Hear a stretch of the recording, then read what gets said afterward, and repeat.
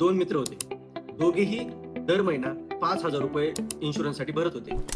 परंतु मृत्यूनंतर एकाच्या कुटुंबाला मिळाले 15 लाख रुपये आणि दुसऱ्याच्या कुटुंबाला मिळाले 1 करोड रुपये.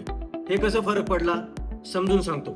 रमेशने एंडॉमेंट पॉलिसी घेतली होती, ज्यामध्ये इन्शुरन्स कव्हरेज प्लस सेव्हिंग हे दोन्ही एकत्र होतं, म्हणून त्यांच्या कुटुंबाला मिळाले फक्त 15 लाख रुपये. सुरेशने थोडा वेगळा विचार केला. त्या 5,000 रुपयामधील 2,000 रुपये प्रति महिना भरून 1 करोडचा प्युअर टर्म इन्शुरन्स घेतला आणि 3,000 रुपये प्रति महिना SIP केली. त्यामुळे त्याच्या मृत्यूनंतर त्याच्या कुटुंबाला 1 करोड रुपये मिळाले. तसेच म्युच्युअल फंड मधील इन्व्हेस्टमेंट देखील मिळाली. दोघेही 5,000 रुपये इन्व्हेस्ट करत होते. फरक आहे प्लॅनिंगचा. आणि अशाच सोप्या माहितीसाठी तुम्ही हिरावेदला फॉलो करा आणि तुमचा इन्शुरन्सचा पोर्टफोलिओ रिव्ह्यू करायचा असेल तर मला DM करा. धन्यवाद.